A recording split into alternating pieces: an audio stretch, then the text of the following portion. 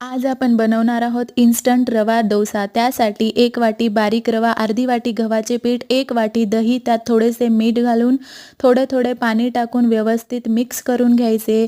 हे मिश्रण घट्टसर असायला पाहिजे, जास्त पातळ नाही करायला पाहिजे।